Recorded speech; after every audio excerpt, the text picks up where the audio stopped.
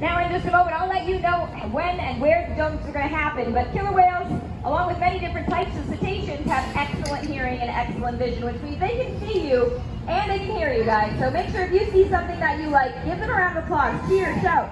Let them know that they saw that you did great.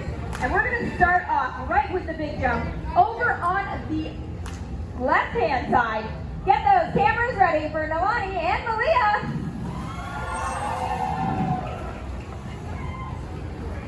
Now these two females here weigh over 5,000 pounds. And they do have a little bit of growing to do. Females will not grow as big as males, so they said those males can grow up to 12,000 pounds, but they will grow pretty big. And they can grow anywhere from 4,000 all the way up to about 7,000 pounds on average. Fully grown killer whales can also measure anywhere from 15 all the way up to 22 feet long. Now you'll notice their coloration as they're swimming through the habitat. You're going to notice that their bellies are light and their backs are dark. And we're going to get a good example of that right over here on the far right-hand side. So again, get those cameras ready. So when she comes up, take a look at the coloration as you see her white belly and her black back. Now that coloration is called disruptive patterning, and it helps blend the whales into their environment. Now even though they are the top predator of the ocean, that patterning will help blend them in to hide them from their prey. Now who here knows what their prey might consist of? Let's hear from everybody. What do you guys think? What do you think? Pardon? Yes? Seals. They can eat different mammals. Yeah. What about you? What do you think? What else do they like? Yeah? All right. What do you guys? I think it's on the menu though. What do you think the whale's favorite food is? Oh, I heard it. Salmon. That's it. Salmon. Now each whale can eat anywhere. There we go. Some more jumps happening here. Get those on the right-hand side, everyone. This is called the bow. Each whale will eat anywhere from over 100 to over 200 pounds of food each and every single day. Here at SeaWorld, we feed them a variety of different types of fish. They can get herring, peatland, salmon. Now, as we have the whales coming closer to us, be sure to point out the differences between them. I'll do bubble. So right in front of us here on the right-hand side, we have Nalani, and then I said she was our 16-year-old female. Easiest way to identify them is by that dorsal fin on their back, but also from those eye patches located on the sides of their heads. So when Nalani's going to come up right here in the center for everyone here for those cameras. I'll count it down for you guys. All right, she's on her way up. And then it's going to be Nalani once we've got a good look at those eye patches and dorsal fin. Here she comes in 3, 2, and 1. Well done, Nalani, well done. Yes, I added a pun in there. Now Malia here with Nick is easy to identify also from those eye patches. One of the easiest ways that I can identify Malia is actually to take a look, sort of looks like a triangle meets at the point of the eye patch. Now she's coming over to our slide out area, and some of our trainers have some interesting things that you might wonder, what are they doing? Now part of our day here at SeaWorld is making sure that the whales are both mentally and physically stimulated. So they're actually doing an enrichment session. So giving them something different to look at, something fun, something crazy. So it looks like our trainers have some bubbles going. They have a fan with a wavy curtain, and they also have a stuffed killer whale. And that's just visual enrichment. So that's one way that we can visually stimulate the whales. So they'll maybe never see this again. They might see it again, you never know. It just gets their mind thinking. We do a lot of other types of enrichment sessions though. We can do play sessions where we give them big toys. If everybody looks right way across on the other side, we've got big toy box over there. So we can have actual toys that go in with the whales. We'll also do different things like gelatin or ice cubes. A lot of different things that each whale seems to like. And just like you and I have likes and dislikes, so do the whales. Each one has a unique personality just like us. Oh my goodness. Now do you guys hear those noises? Where do you guys think those noises come from? Let's shout it out. What do you guys think? I got some answers over here. What are you thinking? The blowhole, you're right. Now they do communicate with a variety of noises. And all those noises come from the blowhole located on top of their head. The only noise that actually comes from their mouth is the burp. They move the muscle on top of their head to create a variety of sounds, almost like filling up a balloon with air and letting the air out of the balloon, making a lot of different noises. That's how the whales communicate. They can actually do that above and below the water by just exhaling using that muscle underwater.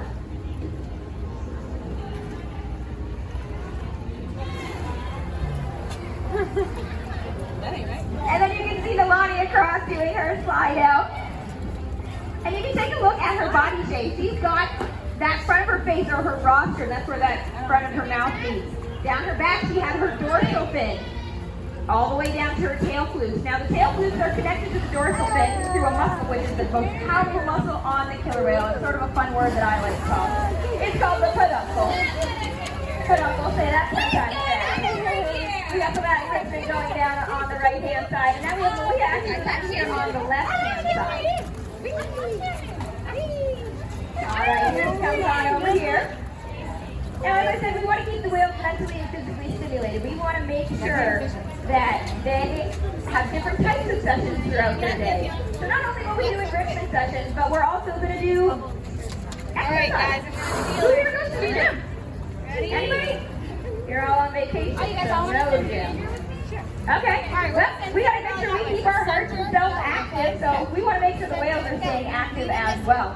Whether that's through an exercise, through a couple different jumps, or doing a fast swim. But we also want to make sure that they're learning as well. Each day we want to make sure they're mentally stimulated. So whether it's learning a new behavior, whether it's playing with a new trainer. Now we have a big jump. We have something called a center belly breathe. It's going to be a big jump that's going to come up right in the center of the habitat. So you definitely want to get those cameras ready for this one. 100%. Here she comes. She's building up that speed. And here she comes. Awesome. Now you can see she propels her body completely out of the water. And they do that using that powerful muscle called the peduncle.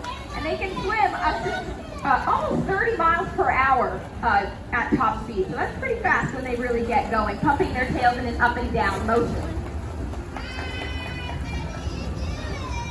All right, looks like we are getting ready for another behavior here on the left-hand side.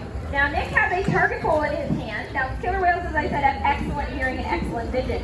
This target pole is a tool we use to help communicate to the whales exactly where we like them to do that behavior through the sound that the target pole makes on the water. So let's see. That's that splash warning I told you guys about. I said it might come, but be aware, a little bit of water is coming over here now. So that target pole, though, is a tool we use to communicate to the whales exactly where we'd like to see that behavior. They are trained to actually touch the front of their face or rostrum to that target pole. And that's one of the first things that the whales are actually trained. And it's almost like an extension of our hand. So if I can't reach out very far into the water, we can do that through the target pole.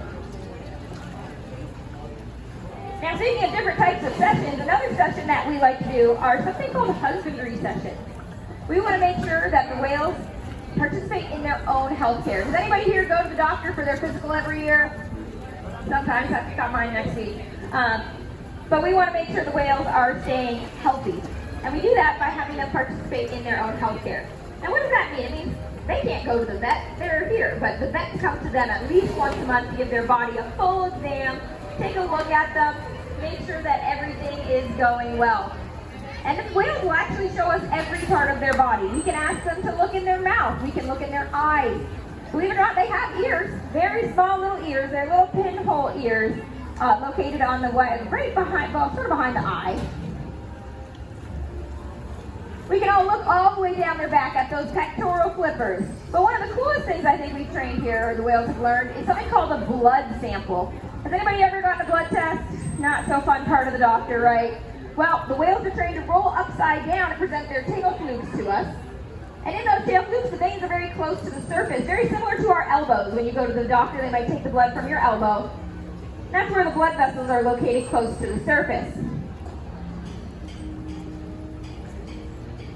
Our veterinarians will collect a blood sample usually once a month to make sure the whales are staying healthy, and they actually remain calm during that entire time.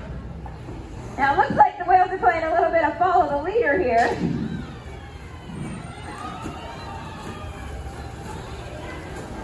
I think playing around with the whales is probably one of the best ways to get to know them. It's a great way for us to build our relationships with them. Great way for them to get to know us, and a great way for us to get to know them. They're very playful, very curious animals. Now, a lot of behaviors we've trained are behaviors that we've seen them naturally do out in the ocean. They emit those behaviors, and we've actually just added it to enhance it. A lot of folks always wonder, how do we train the whale? What's the first thing you do in training a whale? Or a dolphin, or a sea lion, any different type of animal. One of the first things we train, other than them touching that target pole, is those husbandry behaviors, so those healthcare behaviors. There you go. You gotta get that. Come on.